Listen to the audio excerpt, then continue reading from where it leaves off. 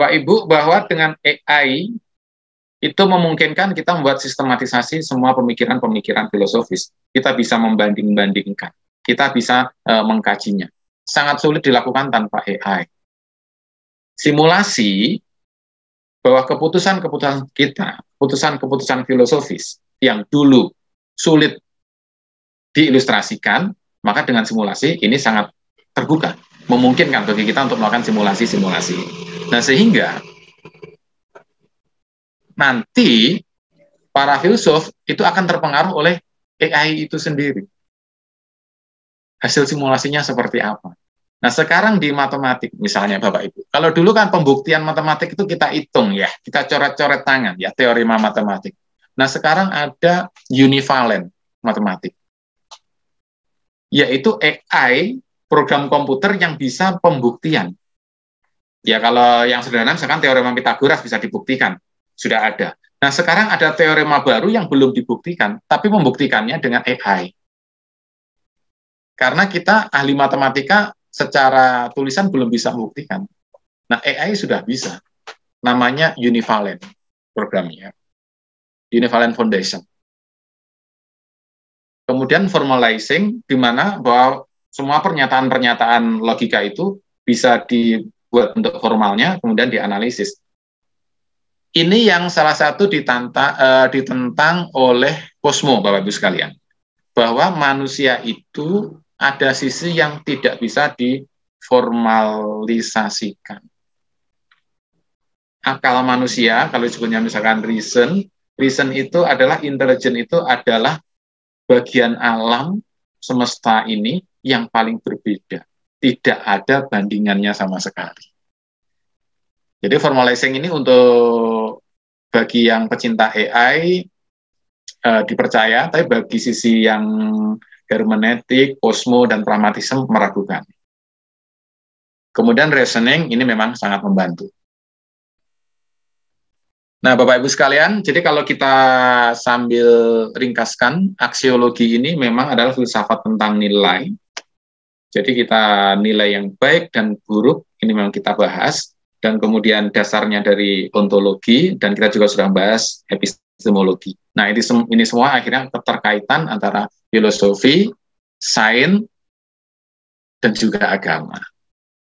Nah, ini Bapak Ibu, barangkali tentang AI yang sudah sempat kita diskusikan, saya ringkaskan secara sekilas barangkali ya. Kalau kita pakai logical positivism, kita bisa mengklaim AI for everyone, misalnya begitu ya, karena objektif, deduktif. Gitu. Nah, cuma kita perlu waspadai ya, Bapak Ibu sekalian ya. Nah, kuantitatif, kemudian bisa dijamin kebenarannya. Nah, ini kita lakukan juga, tapi kita dengan klaim-klaimnya positivism ini kita perlu waspadai, kita perlu kritik-kritik. Nah, salah satu yang sudah sering kita ulang, critical realism, bahwa riset AI kita akan tergantung kepada histori kita. Bagaimana AI ini berjalan, bagaimana teknologi ini bermanfaat pada masyarakat, bagaimana terhadap value-value kita.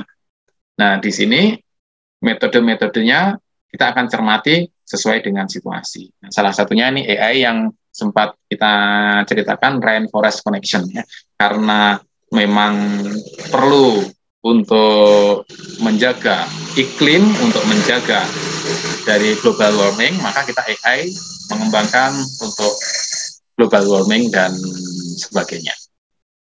Dan secara interpretivism atau hermeneutik, kita akan memanfaatkan berpikir induktif, kemudian kajian yang sangat mendalam, dan mempertimbangkan kualitatif dan interpretasi.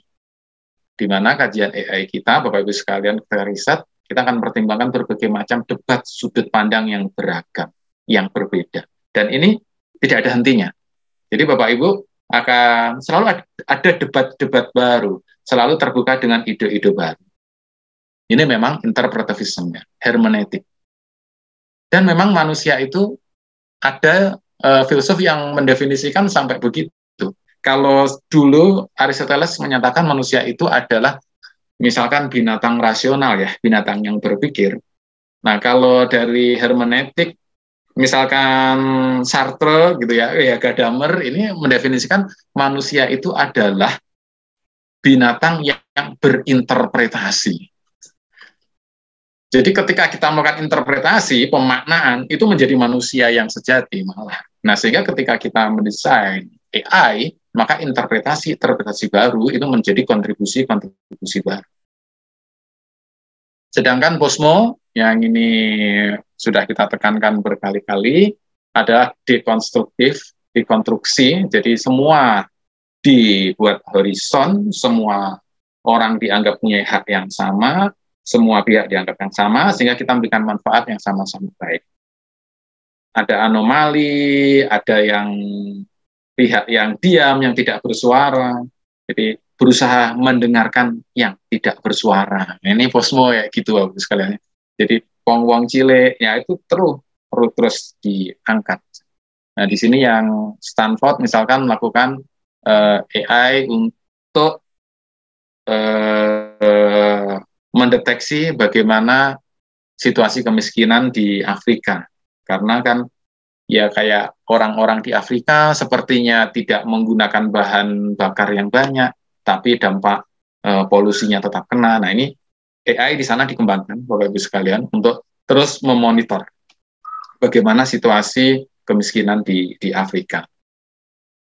Dan pragmatisme ini sengaja AI digunakan untuk menyelesaikan satu masalah. Jadi memang sengaja masalah yang sekarang sedang muncul adalah global warming ya, atau krisis iklim. Global warming ini pun kalau bagi hermeneutik pemanasan global aja itu katanya kata yang tidak kuat Bapak Ibu ya bagi hermeneutik. Harusnya krisis iklim, karena kalau pemanasan global itu seakan-akan masih biasa saja. Sudah sebut aja itu memang krisis iklim. Jadi karena untuk penekanan bahwa ini kita sedang ada masalah. Untuk pragmatisme memang menekankan dari masalah, kemudian untuk mencari solusi, dan solusinya adalah solusi praktis dan solusi teoritis. Dan di sini penelitian Bapak Ibu, AI sangat berpengaruh besar untuk perkembangan ini semua. Barangkali itu Bapak Ibu sekalian dari saya akan kembalikan Pak Dimitri, dan kalau ada tanggapan dan sebagainya silakan. Terima kasih Pak Dimitri dan Bapak Ibu sekalian. Oke, terima kasih Pak Agus Hermanto. Ini nampaknya kita udah lewat 20 menit ya. Mungkin mohon maaf sekali yang saya tidak berani membuka untuk tanya jawab karena khawatir overtime-nya kelebihan. Makasih sekali atas kehadiran semuanya, terutama Pak Agus Hermanto. Ya, kita sampaikan aplaus ke Pak Agus Hermanto. Ya, tugas seperti biasa, mohon dicek di EduNext ya. Nanti malam ada deadline-nya ini untuk presensinya.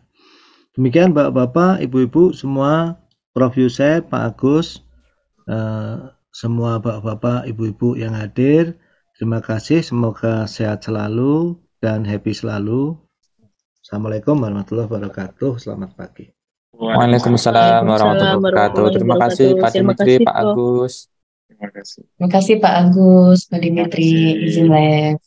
Assalamualaikum. Waalaikumsalam. Terima kasih.